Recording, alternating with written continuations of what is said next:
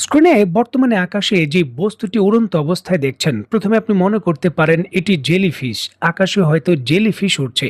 তবে বাস্তবতা হলো এটি বর্তমান পৃথিবীর সব থেকে আধুনিক যে পালস প্লাজমা ইঞ্জিন রয়েছে তা দিয়ে সুসজ্জিত। দেখুন, একটি ইঞ্জিন যেটা থেকে পালস করতে পারে, মানে থেকে তার গতি বৃদ্ধি করতে পারে বা গতি পরিবর্তন করতে পারে, এই ধরনের ইঞ্জিন।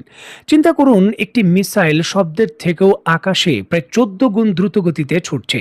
আর এমতো অবস্থায় সে তার দিক হঠাৎ পরিবর্তন করে ফেললো। হঠাৎ চলে গেল উপরের দিকে, আবার নিচের দিকে, আবার উপরের দিকে। হঠাৎ করে অনেকটা দিক পরিবর্তন করে ঘুরে এসে আক্রমণ করলো। দেখুন, এটাই হলো গ্লাইড ভেহিকেল প্রযুক্তি। ইরান এখন শুধু হাইপারসনিক মিসাইল নয়, হাইপারসনিক মিসাইলের মধ্যে যে গ্লাইড ভেহিকেল টেকনোলজি রয়েছে তা আয়ত্ত করে ফেলেছে। আর তার জানানি কিন্তু ইসরায়েলে এই মিসাইল আক্রমণের মাধ্যমে দিয়েছে। দেখুন, এই ধরনের মিসাইল খুবই কার্যকর। যুক্তরাষ্ট্রের কোনো আকাশ প্রতিরক্ষা ব্যবস্থা প্রতিরোধ করবে তো দূরের কথা, এটা শনাক্ত করাও সম্ভব নয়। খালি চোখে দেখে আমরা হয়তো দেখছি, তবে বাস্তবে রাডারে কোনো কিছুই ধরা পড়ছে না। আর এটি সক্ষমতা, নিশ্চয়ই দেখলেন এই মিসাইলটি আঘাতের পর কি করলো।